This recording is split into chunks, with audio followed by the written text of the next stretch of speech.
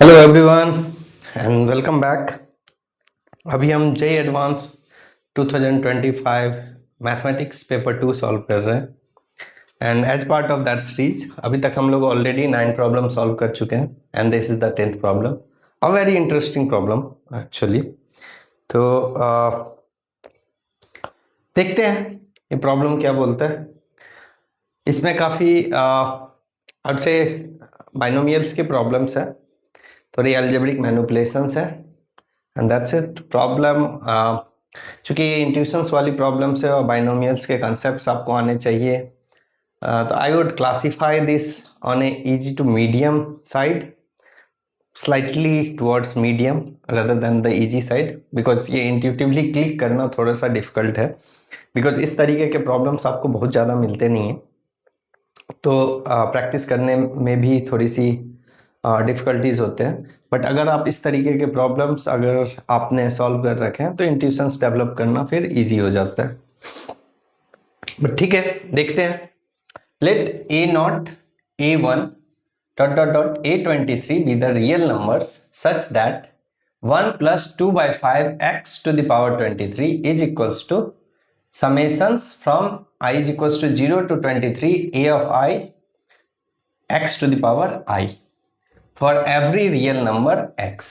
Okay, let AR be the largest among the numbers AJ for 0 j is between 0 to 23, then the values of R.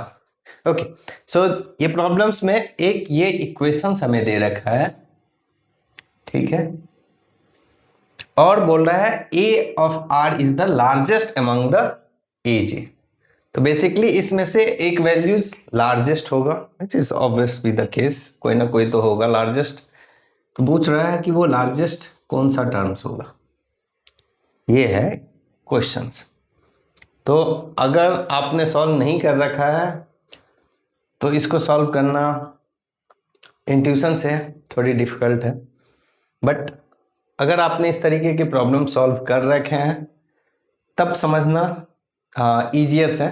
But अगर मैं शुरू करूं, जैसे supposedly मैंने कुछ solve नहीं कर रखे हैं, तो सबसे पहले मैं क्या करूंगा, अगर बाई ये क्या है, ये है x plus y to the power n, जैसे ही मुझे दिखेगा तो मुझे पता है कि इसको मैं बाइनोमियल फैक्टर कर सकता हूँ। कैसे कर सकता हूँ, बाइनोमियल्स में क्या होता है, sum of i is equals to 0 से n चूज i, ये होता है x to the power n minus I and y to the power i, ये होता है बाइनोमियल एक्सपेंशंस, राइट। अब यहाँ पे मुझे दिख रहा है कि ये समथिंग लाइक दैट है, ठीक है। तो अब यही करते हैं, x की वैल्यूज 1 डालते हैं प्लस 2/5 x डालते हैं y की वैल्यूज, और n की जगह 23 डालते हैं, तो क्या होगा i इज इक्वल्स टू 0 से 23। यहाँ पे मैं कुछ नहीं कर रहा, मुझे कुछ पता नहीं है, सिंपली मैंने ये देखा, मुझे ये लगा कि ये बाइनोमियल एक्सपेंशंस होगी। अब बाइनोमियल एक्सपेंशन होगी, ये चीज आपको तभी क्लिक करेगी जब आपने कुछ प्रॉब्लम सॉल्व कर रखे। Again we are coming back to the same basics, but उसके लिए ये जरूरी नहीं है कि इस तरीके का प्रॉब्लम आपने सॉल्व कर रखा है, ठीक है। तो बाइनोमियल्स बस क्लिक करनी चाहिए, बाद बाकी देखते हैं जो आएगा आएगा। अब ये है n मतलब 23 i तो i रहेगा, ठीक है। उसके बाद x to the power n minus one, x का वैल्यूज क्या है 1 है, 1 to the power 23 minus i, और y का वैल्यूज क्या है 2/5 x to the power i, ठीक है। अब मैं अच्छा 1 टू द पावर कुछ भी होगा तो क्या होगा, ये तो 1 ही हो जाएगा, तो ये आ जाएगा आपके पास i इज इक्वल्स टू 0 से 23 चूज i, और ऊपर वाले में क्या है x के पावर में i का टर्म्स है और ai है, तो इसमें 2/5 को मैं अगर बाहर निकाल लूँ इससे, तो मेरे पास भी x to the power i आ जाएगा, बट ये क्या हो जाएगा 2/5 टू द पावर i और x to the power i, ये आ गया, ठीक है। तब यहां से अगर मैं कंपेयर करूं इस दोनों को, तो यहां से मैं ये लिख सकता हूं ai is equals to 23i choose i 2/5 to the power i, ये मैं लिख सकता हूं, राइट। अच्छा, ये आर्थ टर्म हो गया। तो आर्थ टर्म में क्या आएगा, ए आर्थ टर्म्स क्या आएगा, 23 choose r 2/5 to the power r. यहां तक तो मैं आ सकता हूं सिंपली बाइनोमियल एक्सपेंशंस, अगर मुझे पता है तो। ठीक है, यहां तक आ गया। अब मैं अगर देखूं तो यहां पे एक हिंट है। हिंट ये दे रखा है कि इसने स्पेसिफाई कर रखा है A R is the largest among A I. अब कोई भी टर्म अगर लार्जेस्ट होगा उसका क्या मतलब है, इसका मतलब है कि ए आर जो वैल्यू होगा वो ग्रेटर देन इक्वल टू होगा ए आर -1 से, राइट। ग्रेटर देन होगा या इक्वल टू होगा तो भी लार्जेस्ट होगा। तो सपोज अगर मान के चलो थर्ड टर्म्स आपका सबसे बड़ा है तो क्या होगा, सेकेंड टर्म से बड़ा ही होगा वो, या इक्वल होगा। और थर्ड टर्म्स तो बेसिकली इसका कर्व कैसे जाएगा, इसका वैल्यूज बढ़ते जाएगा 3 पे हाईएस्ट जाएगा, उसके बाद नीचे की तरफ जाएगा, because third terms is the highest terms, right. तो इससे भी बड़ा होगा, इससे भी बड़ा होगा। अब अगर मैं कोई भी टर्म्स ले लूं, आर का वैल्यूज अगर मैं 10 ले लूं, ठीक है, तो क्या हो जाएगा, 3 की जगह इसमें 10 हो जाएगा अपने आप। तो यही कंसेप्ट यूज कर लेता हूं मैं, ठीक है। काफी इंट्यूटिव है, normal simple arithmetic, nothing much.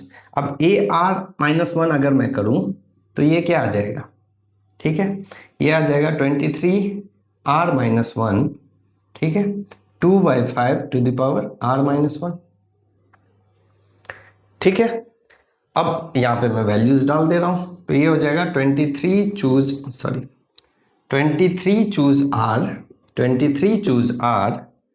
2/5 to the power r greater than equals to what, 23 choose r-1 और 2/5 टू द पावर r-1। अब ये r-1 है, इस साइड r है, तो अगर मैं 2/5 टू द पावर r-1 से दोनों साइड डिवाइड कर दूं तो क्या आ जाएगा मेरे पास, 23 चूज r, यहां से क्या आ जाएगा 2/5, right, greater than equals to 23 choose r-1। ये तो पूरे कैंसिल आउट हो जाएंगे। अब 23 चूज r है, 23 चूज r-1 है, दोनों को एक्सपैंड कर देता हूं मैं। सिंपली एक्सपेंड करूंगा तो क्या हो जाएगा, 23 factorials divided by r factorials 23 minus r factorial times 2/5 is greater than equals to 23 factorial, ठीक है, r-1 फैक्टोरियल, और ये क्या आएगा 23 माइनस r-1 फैक्टोरियल, राइट। इसको मैं थोड़ा सा ऊपर लिख रहा हूं, वेरी इंट्यूटिव, कुछ नहीं है, बस सिंपल अलजेब्रा है, अर्थमेटिक्स है, ठीक है। अब यहां से मैं देखूं तो 23 फैक्टोरियल्स तो कैंसिल आउट हो जाएगा। अब ये r फैक्टोरियल से, ये r-1 फैक्टोरियल से, तो इसको मैं यहां पे लिख सकता हूं 1/r इंटू r-1 फैक्टोरियल, ठीक है। ये 23 माइनस r फैक्टोरियल मैं एज इट इज रख रहा हूं into 2/5 greater than equals to, ये क्या है, ये r-1 फैक्टोरियल्स, ये यहां से 1/r-1 फैक्टोरियल टाइम्स, अब 23 माइनस r-1 है तो ये क्या हो जाएगा 23 minus r minus minus plus 1, तो ये हो जाएगा 23 plus 1 24 minus r, 24 minus r factorial हो जाएगा यहाँ पे, राइट। अब 24 माइनस r फैक्टोरियल है, यहाँ पे r-1 फैक्टोरियल है, तो पहले मैं इसको तो कैंसिल आउट कर दूं, तो यहाँ पे बच जाएंगे मेरे पास 2/5 into 1/r into 23 minus r factorial, ठीक है, ग्रेटर देन इक्वल्स टू 1/, अब ये 24 माइनस r है तो इसको मैं लिख सकता हूँ 24 minus r into 24 minus r, ठीक है, और -1, राइट। ऐसे ही करते हैं, एक एक डिक्रीज करते जाते हैं, r-1 फैक्टोरियल, ये क्या हो गया 24 माइनस 1 23 माइनस r फैक्टोरियल हो गया। अब 23 minus r factorial 23 minus r factorial cancel out हो गया, बेसिक मैथमेटिक्स अर्थमेटिक्स। तो ये यहां से आ गया 2/5r is greater than equals to 1/24 minus r, cross multiply कर रहा हूं मैं, तो ये हो जाएगा 48 minus 2r is greater than equals to 5r, right.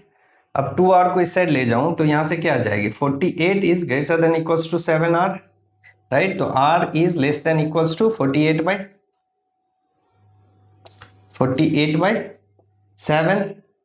अब ये कहां पे आएगा ये टर्म्स, क्योंकि ये इंटीजर्स है, 0 1 2 3 4 5, ये इंटीजर्स है, और ये क्या आ जाएगी, ये आएगी 6 point something, 6 point 42 60 70 56 8 point something कुछ आएगा, राइट। 6 पॉइंट, तो r का values less than equals to this होना चाहिए। तो बेसिकली क्या है, यहां से r का वैल्यूज जो 6th टर्म्स होगा आपका, वो सबसे हाईएस्ट होगा। बेसिकली हाईएस्ट 6.8 पे वैल्यूज आ रहा है अर्थमेटिकली, बट हमें पता है 6.8 नाम का कोई टर्म्स नहीं है क्योंकि इंटीजर्स है। तो r6 टर्म्स ही होगा जो हाईएस्ट होगा, क्योंकि r7 क्या हो जाएगा, r7 इज लेस देन 6.8, ठीक है। तो ये तो कम हो जाएगा, r का वैल्यू जो 7 होगा उस पे वैल्यूज r के 6 के वैल्यूज से कम होगा, इसका वैल्यू ar का वैल्यूज, तो r का वैल्यू 6 हो गया और यही मेरा आंसर हो गया 6, राइट। तो देखा आपने, इसमें कोई कॉम्प्लिकेटेड कॉन्सेप्ट्स नहीं थे, सिंपल आपको बाइनोमियल्स क्लिक करने चाहिए थे। इससे x प्लस वाई के पावर्स में जब भी होगा तो बाइनोमियल एक्सपेंशंस बाय डिफॉल्ट आते हैं हमें, तो वो एक बार क्लिक कर जाए। और ये थोड़ा सा ध्यान देना था कि मैं जैसे ही कोई लार्जेस्ट टर्म्स अगर मेरे पास दिया हुआ है तो वो टर्म्स हमेशा सारे टर्म्स से बड़ा होगा, उसके आगे भी पीछे भी सब तरफ सारे टर्म्स से वो बड़ा होगा, बस यही थे। तो डिफिकल्टी पॉइंट ऑफ व्यू से मैं फिर भी इसको थोड़ा सा रखूंगा मीडियम साइड्स में। द रीजन बीइंग, पहला चीज तो क्लिक करना, दूसरा चीज थोड़ी सी कैलकुलेशंस है, तो इसके कारण से थोड़े से मीडियम साइड में रखूंगा। बट ये इजी टू मीडियम्स लेवल के क्वेश्चंस हैं और जे एडवांस में आपको आने चाहिए इस तरीके के प्रॉब्लम्स सॉल्व करने। चलिए, थैंक यू।